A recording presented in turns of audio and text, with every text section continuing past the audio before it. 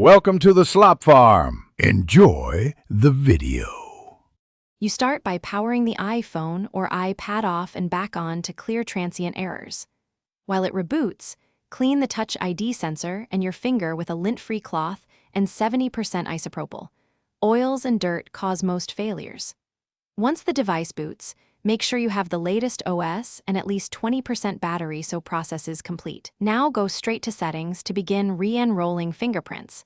This first step reduces software and surface causes before deeper fixes. You remove every saved fingerprint first, because corrupted entries block reliable matching. Then add 3 to 5 scans, changing angles, grip, and pressure so the sensor learns the full fingerprint pattern. Once done, test unlock several times. If accuracy improves, great. If not, reset all settings in settings. This keeps your data, but restores system defaults that can resolve configuration conflicts.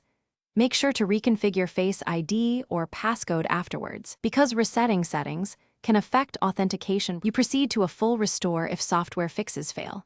Back up, then restore via Finder or iTunes to eliminate deep firmware issues. If the problem remains after a DFU restore, it's likely hardware. Touch ID sensors are cryptographically paired to the logic board, so you must use Apple or an authorized repair to preserve security. Once repaired, re-enroll fingerprints and test. If things still go wrong, call Apple support and mention your DFU and restore steps so they skip redundant diagnostics. Thanks for watching. Consider subscribing if we helped you today.